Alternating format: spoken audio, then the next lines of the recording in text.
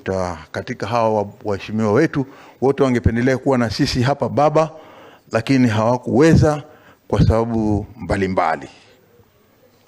Ndugu zangu, nataka kusema kitu kimoja. Baba is my political mentor. Na ametufundisha sisi kila siku tukiwa naye kwamba kama unaenda safari, afadhali uende na mtu mmoja ama wawili ambao litakalotokea kule mbele kwa lolote vile haezi kutoroka wala haezi kukimbia. Mtakabiliana na ile fujo itakayokuwa pale na mtaibuka washindi, kuliko kwenda tukiwa 20 alafu ikitokea shida ukiangalia nyuma huoni hata mtu mmoja. Nataka niwapatie kongole ya hali ya juu sana, kwa sababu mmegonga ndipo nyinyi kama watu wa ODM.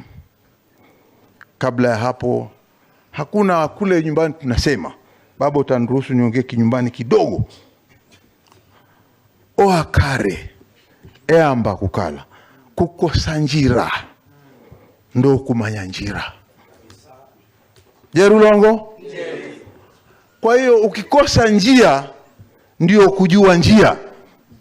Kwa hiyo nyinyi mulienda kidogo pande ile mukafikiria kuko sawa, lakini sasa mmepata njia, mmerudi nyumbani. Na nataka kuwapatia kongole.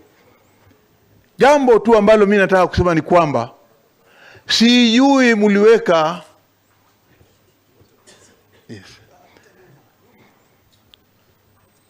sijui muliweka dawa gani, kwa sababu yule ndugu yetu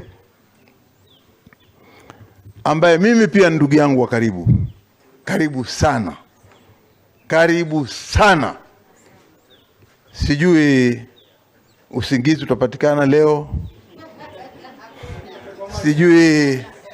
Namuona mjomba hapa, mtoto wangu Dota pale, naona mzee Mamutsi hapa, naona jamaa Garashi Simba wangu huyu, naona mzee wangu Akaya yule Mwanyule pale, na nyote mlioko hapa ndugu zangu natambua. Leo ni siku kubwa sana, na hii nyundo, sijui ni nyundo uliopiga SG. Najua hii yake, sijui kama ni nyundo ndio wamepiga ama ni shoka ndio wamepiga ama ni ipi, lakini hii leo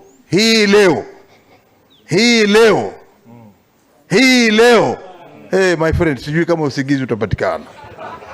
Kwa hiyo nataka kuwapatia kongole na niwatakie kila laheri katika safari hii.